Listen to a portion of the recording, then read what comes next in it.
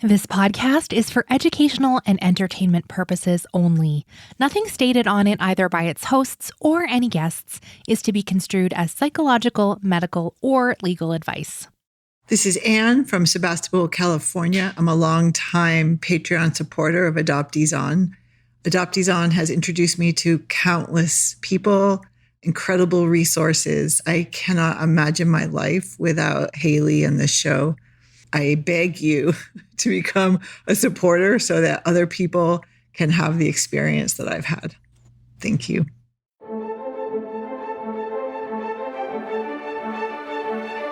You're listening to Adoptees On, the podcast where adoptees discuss the adoption experience.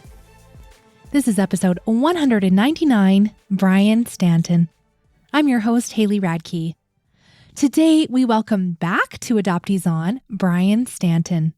I first met Brian after he performed his one-man show, Blank, at an adoption conference a number of years ago. His energy and enthusiasm for connection continue to come through. You'll hear it throughout our conversation.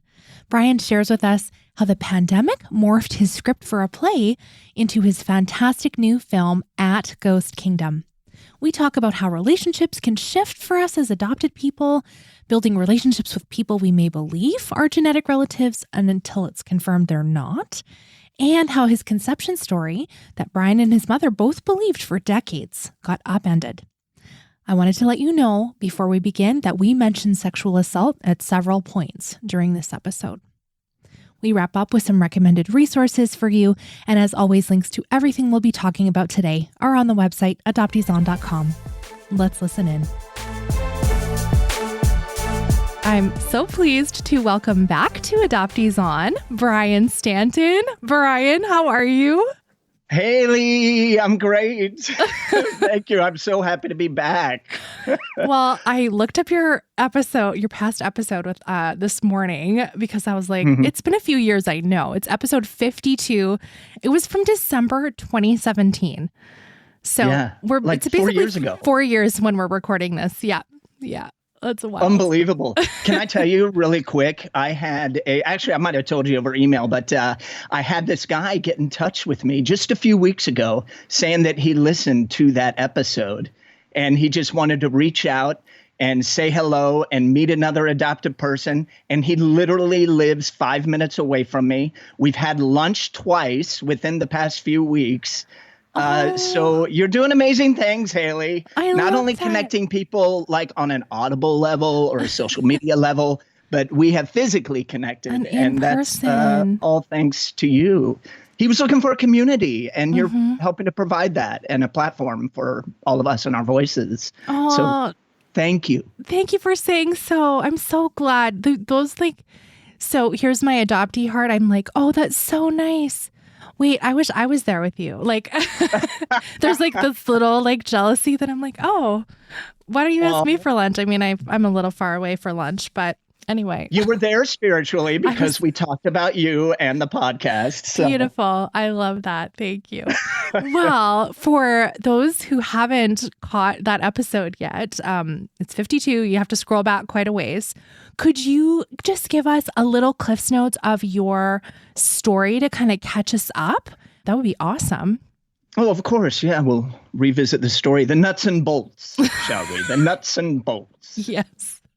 I was born, adopted, and raised in Kansas City. I always knew that I wanted to meet my birth mother. And when I was 23, my adoptive mother showed me my original birth certificate, which is crazy because it was illegal. I was born in the state of Missouri, and those records were closed at the time. But we had an angel who made a copy of my birth certificate, gave it to my adoptive mother, and boom, I saw my birth mother's name on there. I'll make it short. We reunited. I was told that I was a product of a gang rape in high school. She had a very traumatic experience, obviously. And so, of course, that's something you never expect to hear. None of our fantasies ever bring us there, right? When we're roaming around in the ghost kingdom. Yeah. So I pushed it away for a long time. I was like, I'm not I have no interest in meeting my father then. I'll just focus on my mother. And we created a great relationship. Of course, it's been a roller coaster. There's always complications. It's never perfect, except for the first couple of weeks of the honeymoon. I think you had mentioned you were in some complications even that last episode when we talked 4 years ago. Oh, I might have. Yeah. Some of those still exist. We can discuss that further. But when I wrote and started performing my play Blank back in 2010, and I was introduced to this whole adoption community, this amazing supportive community, I learned more about what adoption really means to me in my life and how it has affected me and how it still is affecting me. And I, realized, no, you know what? It is important to continue the search and find the truth, just to know for sure, because I was having all these monster fantasies, which I'm sure I probably spoke of as well. And I needed to ground those fantasies. So I went on a long search for my father, which is my film at Ghost Kingdom kind of portrays there. Shall we move forward with the chat, or is there anything else you think I need to revisit? I tried to, we could talk forever, Haley. You know that. Your last episode was over an hour, which means we did chat extra last time too.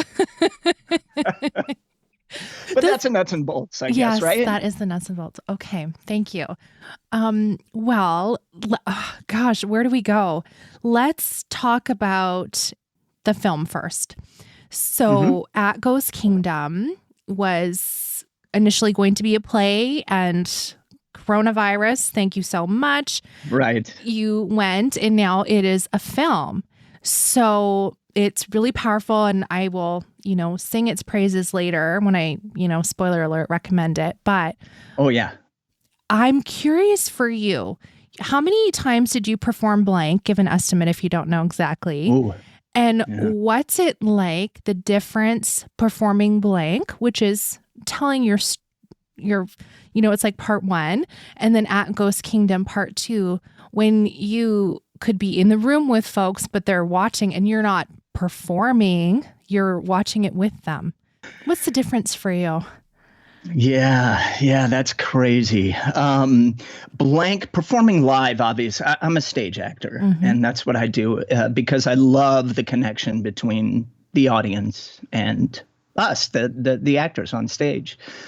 And while performing Blank, especially because it's such a personal story, I really, really fed off the energy in the room. And I could tell the difference when I'm in a room of just the general public with people not connected to adoption, than when I am in front of an audience at a conference or something and everybody's connected. Which is where I saw it. Yes. Yeah, exactly. In a room full of mothers and adoptees. Oh my goodness. I could just feel the energy. And it's almost like while I'm saying my own words, the audience is also lifting me up and elevating me and educating me of, what you're saying right now, this is what you really mean. Like, I can feel that energy. I know that sounds, ethereal or but it's that energy, and I love it. So when theaters closed, that was a tough hit on the whole industry, right? But I had to keep my creative wheels spinning because I knew that if I put it aside, I don't know when I would ever get back to it. So I was already rehearsing on Zoom anyway, and we just thought, hey, maybe we should film this thing. And that's what we did. And so I was acting it then. It's almost just like it's just me and a camera, right? And my wife. I mean, we were in COVID, so my wife did everything else. And I had a director on Zoom that I was bouncing ideas off of, right? And showing images and all this stuff. So it's a completely different process. So when I go into a room, a screening, it's nerve-wracking. but my work is already done. There's nothing you could do. There's nothing I could do. I'm not riding off the energy of the audience or off any responses. I just sit back and watch. The good thing is I could have a nice glass of wine while I do it. But it's fascinating to hear the vocal reactions and the places where people were reacting. Because I just never had that. So blank, I'm sure I performed well over 100 times. So I kind of knew, and I was able to feel out where there would be reactions. Because when you're acting on stage, you hold for the laughter. And then when the laughter dies down, that's when you pick right back up, all that stuff. And so seeing it, filmed, I didn't really think about that. And so at Cub, recently at Concerned United Birth Parents, I just had a screening. There was a ton of vocal reactions. And I was like, oh, but they just missed the next line. So it's a completely different experience, but I love it. It's great. And I think the medium actually worked out well for It Goes Kingdom because it's really about a young man reaching out for connection, right? And we were all in this time of COVID behind these screens trying to connect with people like you and I are right now, right? And that's what It Goes Kingdom is. I put the @ there because it's all a virtual search, basically. So I think the medium works really well. You're watching this happen on a screen. And it's a different type of connection, art connection. Well, and you're reading out some of the text, you're like talk to text, where I thought, people do that? I guess they do.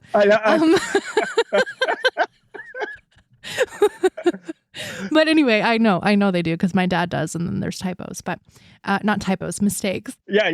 But you're reading out text, you're reading out emails, and these are like real world from your story, and it's so I don't know. I was so able to connect with it because I thought, oh my God, how many of us have reworded those emails multiple times? And, you're contacting folks from DNA. So it's not like, oh, I think this person is my father. It's like, oh, I think I'm your this many cousins out, and you're just like winding in to get closer, right?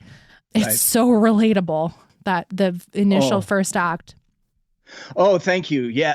And for bringing that up, I kind of broke it up into 5 acts. And yeah, that first act is all about that. It's about the anxiety. It's about the excitement. It's the fear, of what you're jumping into. But then, I want to do it, and kind of motivating yourself to do it, and just trying to figure out the right words, like you said, and people, you don't know what you're getting into, and we adoptees can feel so guilty and be really hard on ourselves. So when we're reaching out, it's like, I don't want to hurt your feelings, but Can you give me a crumb, please, sir? I know. Yeah, right. I know, right? Just respond. I think I said, just give me a response, even if you want to tell me to bug off. I don't care. Right? Just exactly. Give me the response, because I'm dying as I'm waiting. Yeah. The response. And even, I know you're an actor, but you're an amazing actor, because all your facial expressions the whole time. It's just like, yes, I feel it. I was there with you. And when I watched it the second time, because I got to go, virtually to the premiere. So that was so fun, because your people were in the room for that. So I got to be on the Zoom to see that. But that's exciting. Yeah, when I watched it the second time, it was just by myself, and I was just like, oh yes, I still feel it. Like I really felt all of those things and really connected with your acting. Your expressions. Like it didn't feel like acting. It was real to me. Oh, good. Well, it came from a real place, right? Yes. Like you said, they are. I doctored them a little bit for the script, but they were pulled directly from my own texts and Facebook messages and emails and voicemails.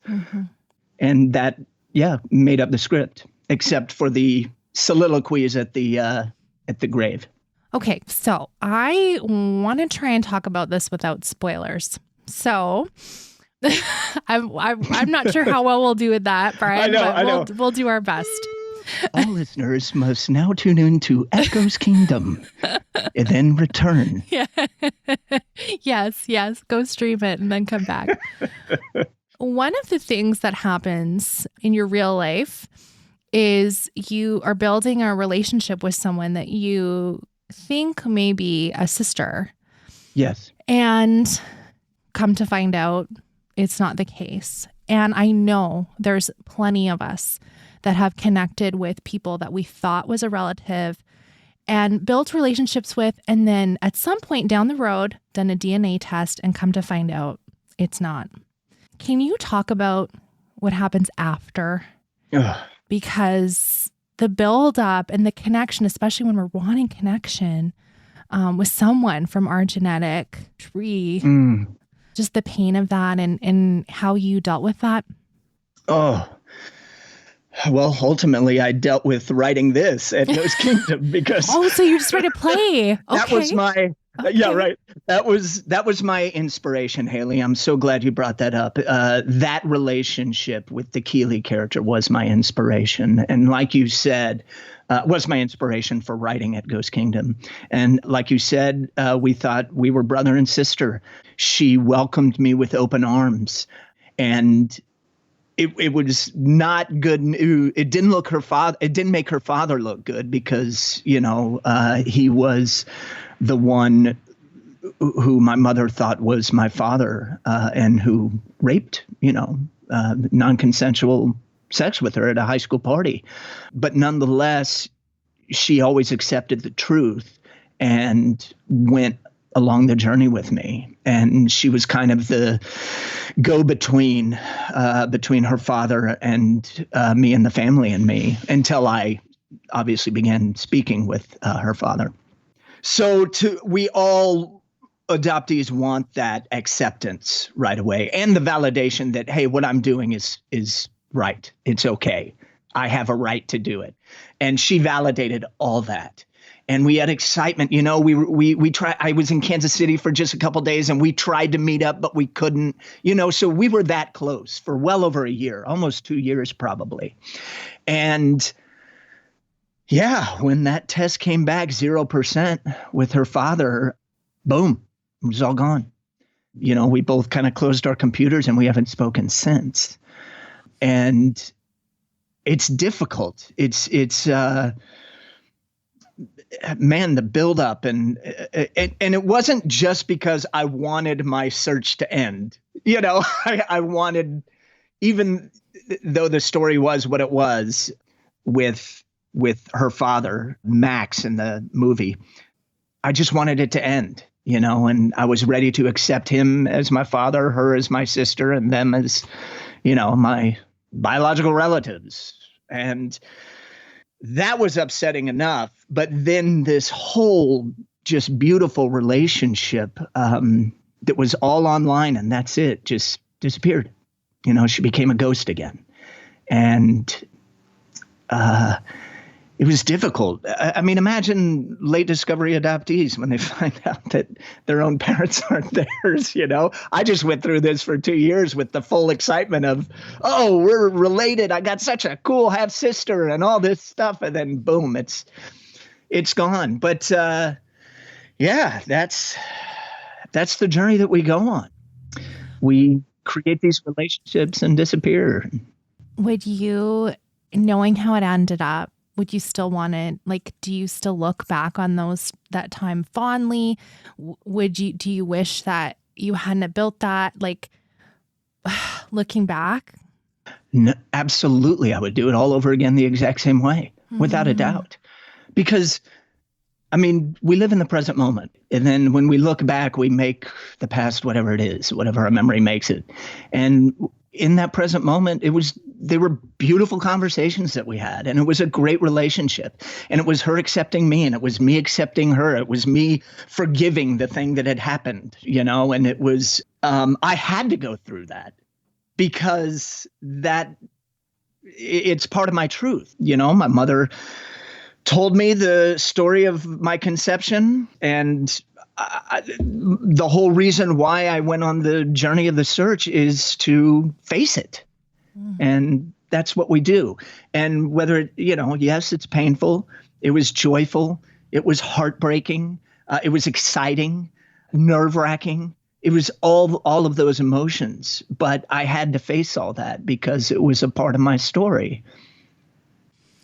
So we pay the price. It comes at a big cost, but it also gives a lot of knowledge and tools as well. Mm-hmm. Like, I feel like it sounds to me like you learned a lot about yourself even through that. Oh, yeah. I mean, it's we say we're looking for our mothers and fathers and relatives and all that, but really we're just trying to find ourselves, right? In a way. And experiencing all of those emotions and meeting these people that are somehow connected to me and my past. It's highly educational of who you are. And I was dealing with, like I said earlier, what adoption means to me. Well, what the relinquishment, what the trauma meant. Mm-hmm. And it was me going back into myself, and going back to the womb and going back to the beginning and facing it. So there's another part of your story that you and your mother believed for a number of years, over 20 years? Is that right? That you were conceived in gang rape. Mm-hmm. And ultimately, you found out that was not the case. Can you share about that? Because again, it's a complete reframing of your whole story of what you and your mother lived, what was true for you for 20 plus years. I'm going to say that again. I don't know if that's accurate, and that's a really hard thing to live with and be like, wow, I'm like the product of this. And we touched on it in your first interview as well. Yeah. I mean, when I read the letter that my mother sent me, the very first letter, and said, Brian, I was at a high school party and was gang raped. And I bawled my eyes out, just the most primal feelings that you could feel, not only by being back in touch with the woman who gave me birth, but then to have the news of how it happened. Yeah, it just hit all the primal feelings in me. And writing blank helped me with this. Going back and writing and kind of looking back on everything helps me process what happened. And just process the past, right? And my feelings. There's something inside of us, some essence, something there, some awareness that is not all of this other stuff, if that makes sense. I am not the rape. I am not, the cause of my birth. I am not that. I might have sprung from that, but I am not that. And that's, it's easily said now, but that's a tough thing to come into because my mother gave me away. I came from this horrible action and, there's something wrong with me. There has to be something wrong with me. And so to really take the internal dive to deal with that and face that and say, I am not that. There's so much more is, peeling all the layers of the onion off and try to touch the essence of myself.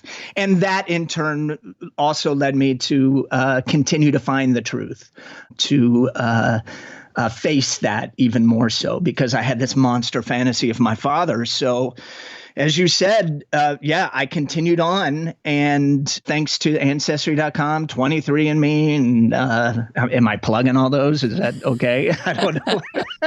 That's fine. We've criticized them here. They can have a plug here. I know. I bet. But I was able to put names together, and I ended up finding my father. Now, I will say, At Ghost Kingdom was written before I found my father. So this is not what At Ghost Kingdom is. So I just want to be clear there. This is the part 3. Now we're in part 3. Yeah. We're in the future. Now we're in part 3. At Ghost Kingdom was all about me accepting what I have found thus far and finding the power and strength within to move forward. Because I'm a father now, and how do I move forward as a father? Anyway, so yes, I found my father, and it was a separate event. I did not come from the rape. So for 23 years, yeah, that's what I believed. And it was real. And it's funny, Haley, this whole concept of like, you know, the ghost kingdom and the fantasies and truth and what's real, what's true, and what's fantasy. And, you know, we're always trying to balance those as adoptees when we don't know our roots. And this was like a running theme. I took part of the Adoption Knowledge Affiliates conference this past weekend.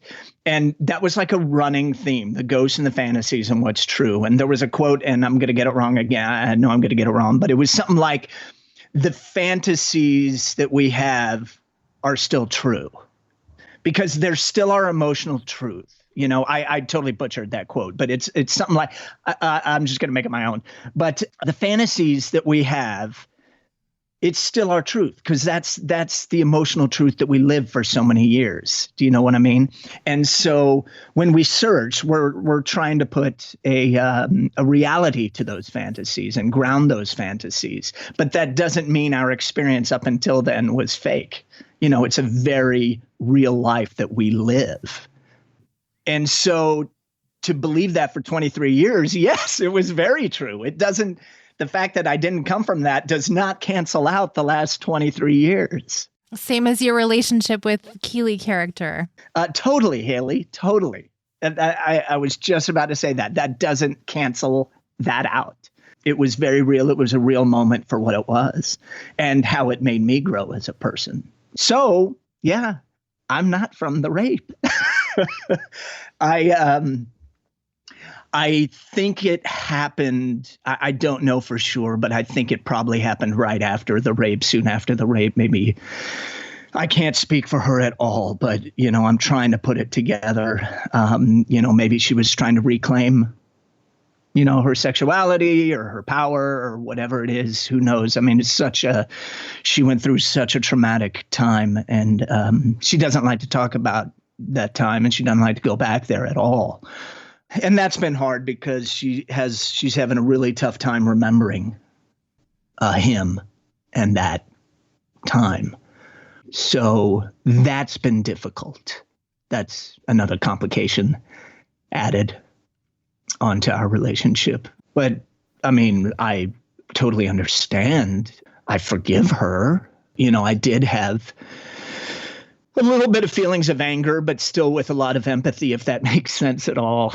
I mean, I was let down. You know, I went down that path for 23 years and you know, when there's no memory there on her part or nothing really to give, that's been difficult. But I spoke with a birth mother and I always get good advice and wisdom from all the mothers out there. Yes. You know, and she said, Brian, I had my daughter who was conceived through date rape. I had my daughter when John F. Kennedy was shot. And, you know, that's a monumental moment in American history where everybody here in the States knew exactly where they were at that time. And she doesn't have any recollection of him being shot. Doesn't remember news footage, doesn't remember anything, just nothing. And that's the power of the trauma that several of the mothers go through and can go through. And not just because of the rape. I mean, just the trauma of an unwed pregnancy, the social stigma, everything that's attached to it. So, yeah.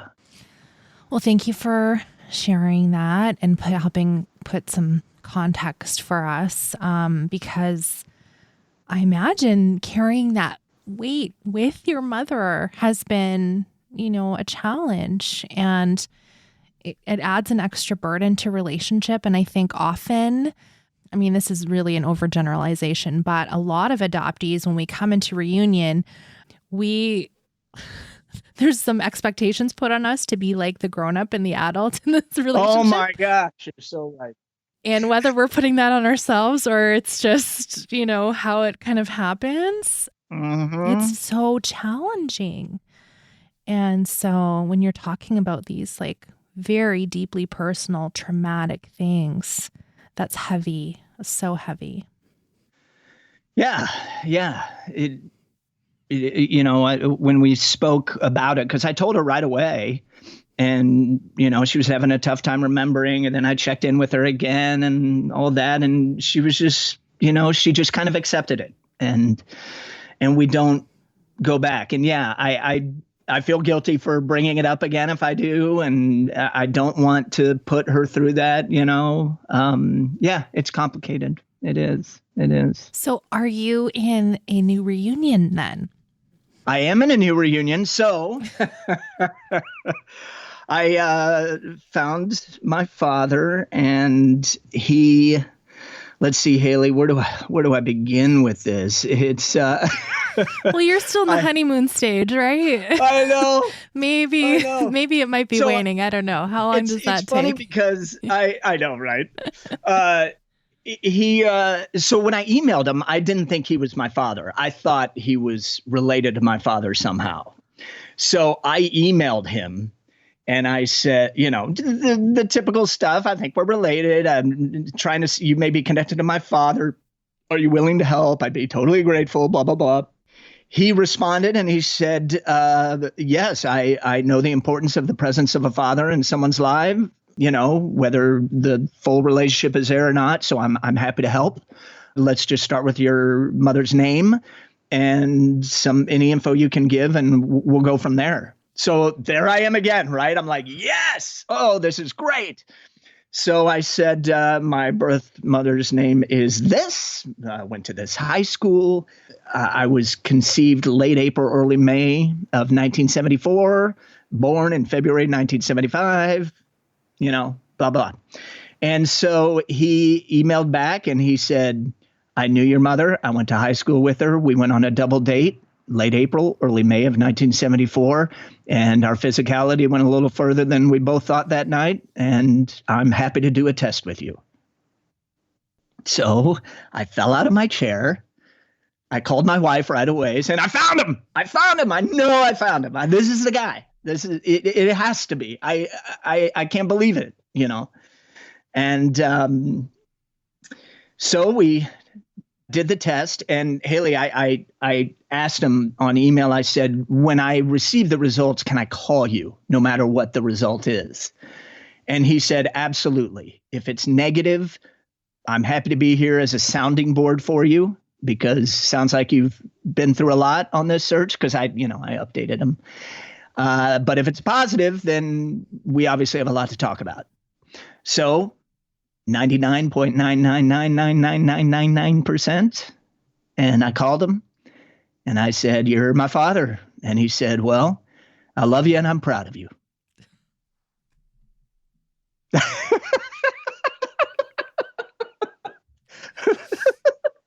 Can you believe it? I'm sorry, I'm crying. My dad is here this weekend while we're recording. Haley, that's amazing. Like, it's like take 4 for you, kinda, with names for you trying to find a father. But I know it's more. I mean, it feels like more than 4. Like it's just been right when it's in the unknown. So to have someone say that to you, God, what a gift. Right. I know. I feel so fortunate. I know. And I mean, what a great man for stepping up and, accepting me there. And here you are with your father right now. And you've been reunited for 10 years? Is that what you said? 10 years. Yep. Yeah, we're on a decade. That's amazing. He's out Christmas shopping for my children right now. Oh, is he? So he doesn't have to mail packages. Oh, that's great. Bless I love him. it. Yeah. I love it. I love it. I love it. And he listens. He listens every Friday, and he will listen to this, and he will text me tomorrow, and and he'll say, "Great interview." He'll say something, He's so supportive for you. Yes. So we had the honeymoon stage like you, and then we went to the roller coaster of all the bumps, and we went to therapy. I mean, you did. Yes, we did like a whole group session. So me and my husband and him and his wife, to really iron things out. It was, yeah. Wow. It gets hard. You're building relationship with strangers. Yeah. And it becomes a relationship just like any other well, it's not just like any other relationship, but relationships get complicated. I mean, it's two human beings trying to coexist together, and when they're family, you want to spend the time, and it's a process, and it's work, and it's I guess it's everything, right? No, man. Well, we're just beginning. But and even as we're talking, I'm just sitting here thinking, I mean, we're the lucky ones, right? I know. There's so many, and I have secondary rejection from my first mother. Right. There's so many that do find the grave, and you express those feelings very powerfully at Ghost Kingdom. And then there's those, who get the letter from the lawyer, or who never find, or just it's not possible. Yeah. And, international adoptees, who do not have the information, or where the country lied, or, I mean, even domestic adoptees, organizations lie on their, and don't have the information. So you're absolutely right, Haley. We're definitely some of the lucky ones, I guess. But the journey itself is a way, no matter what we find. And at Ghost Kingdom, I had to accept at a certain point that this may be my father, and he may be dead. He may have passed. But the journey itself is just a way for us to reclaim and take power back into our own hands, to go back to the beginning and just do something for ourselves with this thing called adoption that happened to us. And it's just, it can be empowering if you do the work that way. I mean, it's a lot of internal work, and it's tough, but I think that journey is important. Well, even having these conversations with other adoptees, I just feel like is so, it's healing, it's validating. And when I've listened back to our interview from 4 years ago, I found myself crying again, because we just had these connections in different places. And I appreciate you saying the hard things to us about your story, because it just helps other people know I'm not crazy. I'm not alone.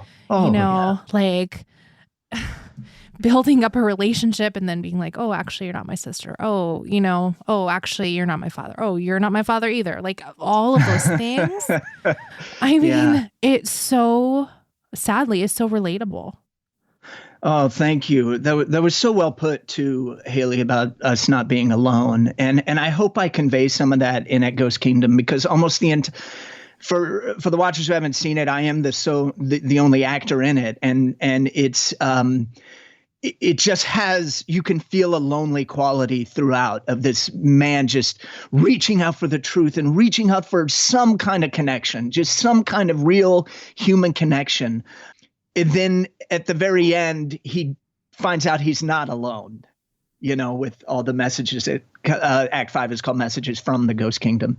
And you're so right. And I mean, you're helping us out with that by providing this platform and giving a space for adoptees to talk and people to listen And there are a lot of things happening right now. Oh my gosh, if you go on social media right now, there's so much.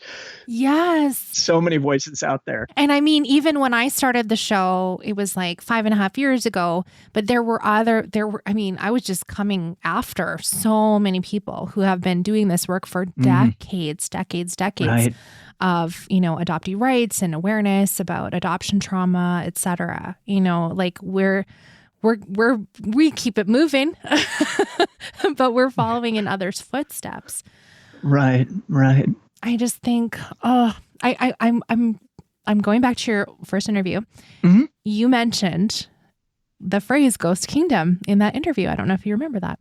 And you've said it several times here. It's the name of your film, At Ghost Kingdom. Can you talk about what that phrase means to you and maybe how it, came to be?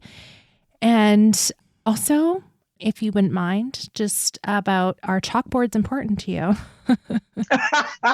Since we'll talk about symbols, okay? So, Ghost Kingdom and chalkboards. Let's go. Oh my goodness, that is so funny. The Ghost Kingdom, Betty Jean Lifton coined that term. And she talks about it mainly in Journey of the Adopted Self, which is a fantastic book, and I'd highly recommend it to all adoptees and beyond. But it spoke so much to me. BJ has such, she has sadly passed, but just had a great way. She's a great writer. I mean, that's it. She's a great writer and ties things into mythology, which I really relate to, just, because it's more on an artistic and metaphorical level, which kind of hits me more inside. And when she spoke of the Ghost Kingdom, I just related to it so much. I mean, how many fantasies I've had of my mother, like who she is. Do I love her now? Do I hate her now? Do I really want her? Like, what if she were here right now? What if I was with her? And all of that. And same with the father. And it just really spoke to me. And when that relationship disappeared with my possible sister, the ghost came back, she was a ghost again. And me reaching out to all these people, and I don't know who they are. I felt like I was reaching out to ghosts, and ghosts just constantly came into my mind.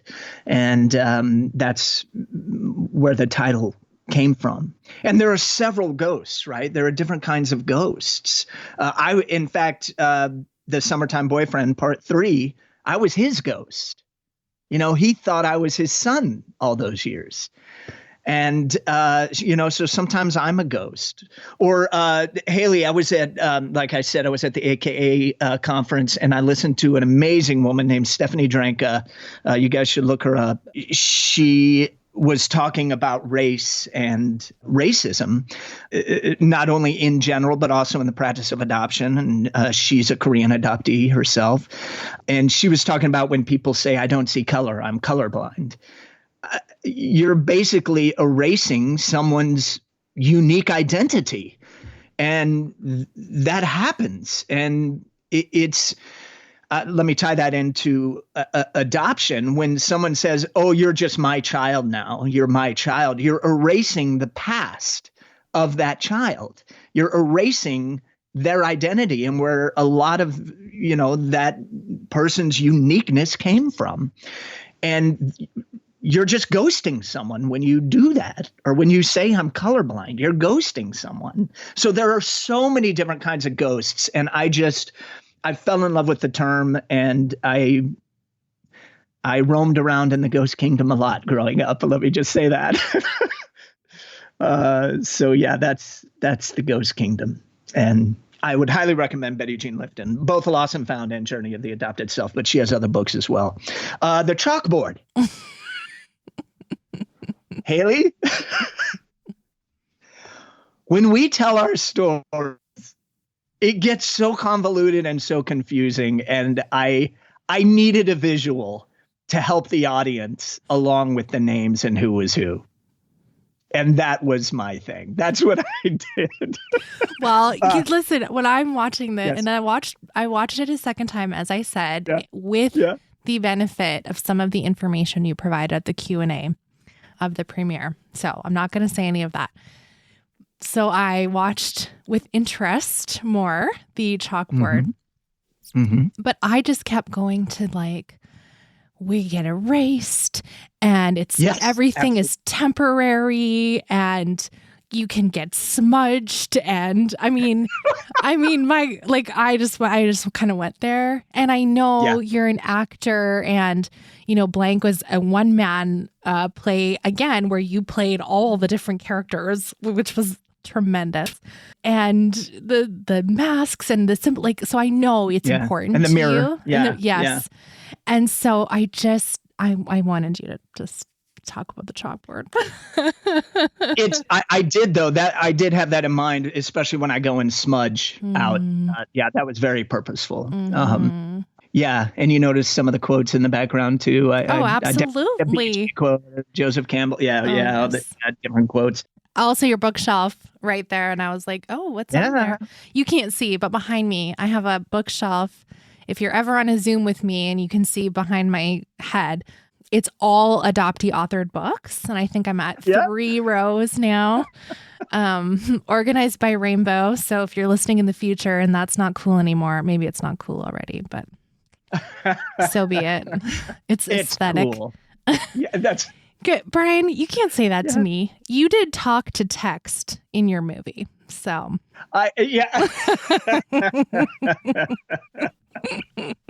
period. You'll get that joke once you watch it. I did! Exclamation point. Oh dear. Okay. Well, is there anything else that you want to share with us before we do recommended resources? I don't think so. I mean, like you said, I'm in the very beginning stages. I met my father a year ago. That happened a year ago, and he's very much a part of my daughter's lives. I have 2 girls, and he texts them, and they're young adult. I was going to say they're young adults now, aren't they? Yeah, they are. They're 20 and 17. Can you believe that? Oh my goodness. I know. I have a 20-year-old. It's crazy.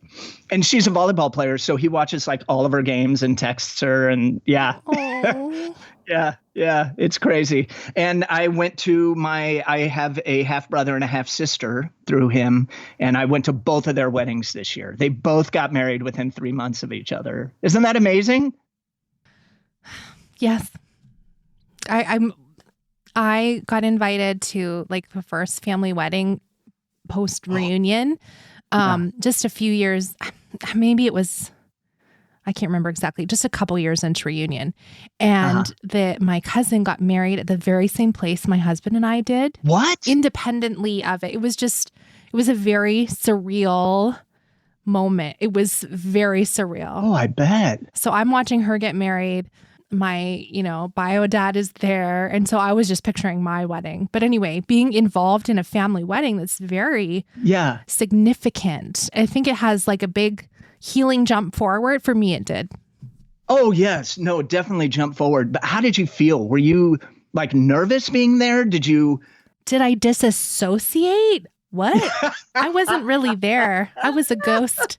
I was a ghost in the rafters of the chapel. Yes, right. Oh, yeah. See, we ghost ourselves too, don't we? Actually, I had kind of prided myself. I never had lost any baby accessories. If you have a baby or a small child, you're always losing stuff, shoes, toy, whatever.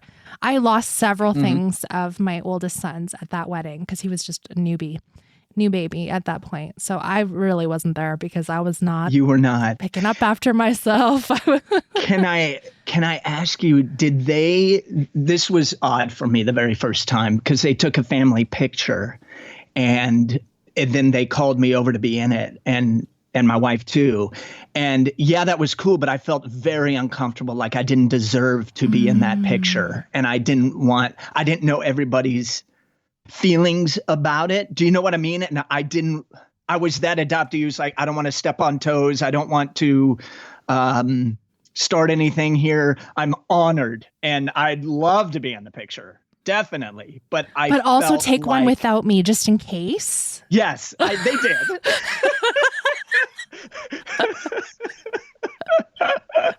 Yeah. The one with the and the one without the. knew it. I'd have to beep you. I knew it. No, but that was odd. I don't know. I mean, I loved it, but it was an interesting experience. I did not because it was extended, cousin. I know there was no photo stuff, but I was in the both hand. I was like, this is amazing. I can't believe we're included.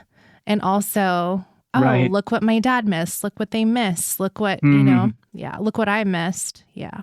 Yeah. It's all there. It's all there. Oh boy. Whew. Talk about a roller coaster. Wow. Lots of feelings today, Brian. We got to talk recommended resources. Okay. Oh, I'm ready. Okay. Yeah. Go ahead. I'm sorry. Dude, who talks? Wait, this is your show. This is your show. Let me go ahead, ladies and gentlemen. Haley, right? No, I remember watching Blank when I went to my very first adoption conference, and it had such a huge impact on me. So when I saw you promoting at Ghost Kingdom, I was like, oh my gosh, I cannot wait. I have, followed you for those years, and, we don't necessarily connect in between, but I always have such fond thoughts towards you for that. As do I. So when I saw at Ghost Kingdom, I was like, oh my gosh, I have to try and see this. And luckily, you shared the premiere online. And so I was able to buy a ticket to that. And it was so powerful, so moving, so relatable. And, you really had to adapt play to screen and what that looked like. But it just was beautiful. Like, it was beautifully shot, and your acting is just tremendous. And I just felt so connected. And I just thought, this is so beautiful for adopted people to see and for others to see, to understand our experience, because you really take us through your whole experience, part 2 of Brian's experience. But it's just wonderful. And I'm not saying any of those things just because you're here. I really hope people watch it. You don't know this, but we're recording. I've recommended this week's show. We'll have that recommendation, and now you'll hear from Brian a couple weeks later. So, time. Thank you, Haley. Thank you so much. Yes. So I really hope that folks check it out. It's wonderful. And it's such a valuable tool for others to watch, to try and get some idea. Because if you're not adopted, you don't know. And this is a way to show some people a little bit of an insight to an adoptee's mind. Oh, thank you so much, Haley. Really, wow. I'm blushing, everybody. You can't see me, but I'm blushing. No, thank you so much. Yeah. So where can people watch a screener or stream? What's happening? The best way to keep up is I am on social media, but go to my website at Ghost Kingdom, ATGHOST Kingdom.com. And there'll be updates on there. And it'll also lead you to my social media. Hopefully there'll be some more screeners coming up, but I do plan to put it up for rental online, where you could just download a rental around the holidays. Perfect. So, yeah, and you could watch with your families and extended families and biological families and adoptive families and all your families. Yes. I think that would be wonderful. Perfect. Well, what do you want to recommend to us? I met at Concerned United Birth Parents after the screening. I met Jeanette and Janine, the Vance twins. Oh, it's such a pleasure and honor speaking with them.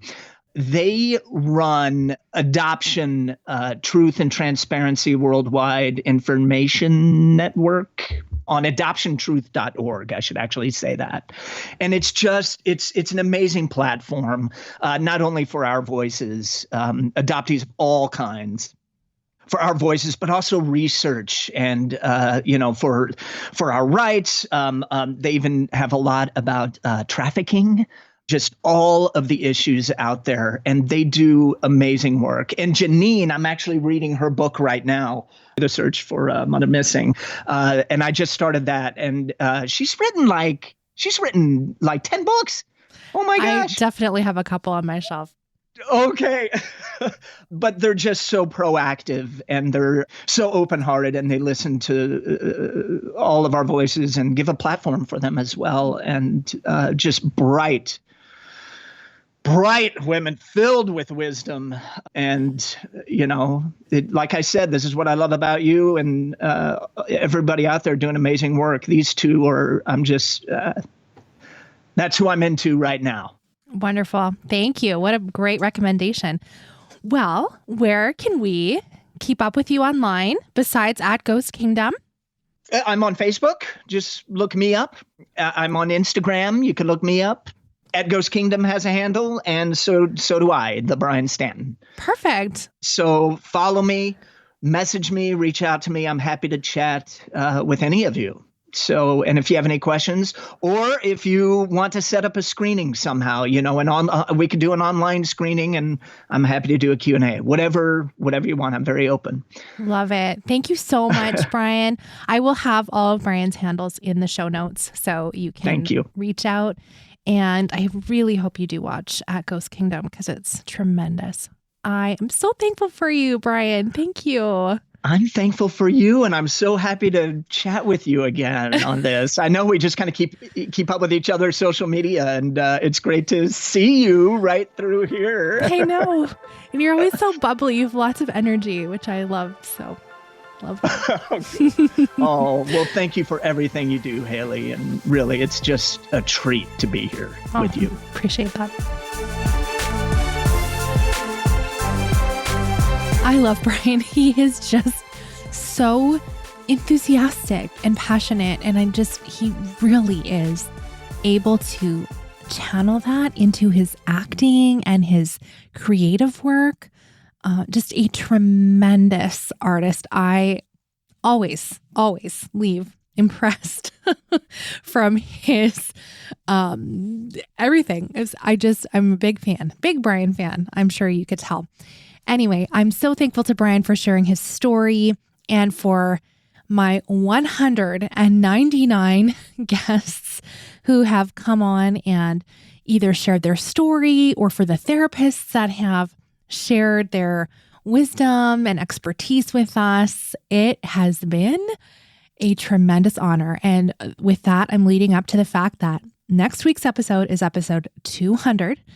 And we are planning a little celebration. And so there will be more details in next week's episode. So please make sure you're subscribed to the podcast or following the podcast wherever you like to listen. So on Spotify, Apple Podcasts, Google Podcasts, hit that subscribe or follow, and the next episode should automatically download into your feed. I love to listen on Overcast. That's my favorite app. I'm on an iPhone, and so I'm subscribed to a number of podcasts. Should I tell you how many? I will admit it. I'm subscribed to over 80 podcasts and regularly listen to most of them. So if you ever hear me call myself a podcast junkie, it is true. And I have the receipts in my Overcast app. So please make sure you're subscribed or following. I would love for you to join us next week for episode 200 before our winter break. And we'll, of course, be back with brand new episodes in January also. Thank you so much to my guests. Thank you so much also to our Patreon supporters who make this show possible, for paying the bills. I know it's repetitive, but you guys, that's how the show gets made. So thank you, thank you, thank you. If you sign up to be a supporter of the show, you get extra episodes every single week. There's a whole other podcast I do called Adoptees Off Script, and it drops right into your podcast app, just like this one will, if you're subscribed. And it is so, so fun. Adoptees Off Script is got book club discussions. We talk just regular adoptee life stuff. Sometimes I talk about what I'm learning in therapy. Sometimes we talk about holidays. I'm pretty sure our next couple episodes are going to be about holiday themed things. So that's really fun too. And we just keep it a little lighter over there. I am Honored to be joined by, most of the time, Carrie Cahill Mulligan. And then I have some of my other friends pop in from time to time to record with me. So it is an honor to host that podcast for you as well. So if you go to adopteeson.com/partner, you can find out details of how to grab that and also support the podcast to keep going. And with that, I thank you so much for listening. Thank you for being with me for our 199 episodes. And please make sure you're subscribed so you hear episode 200 first. Let's talk again next Friday.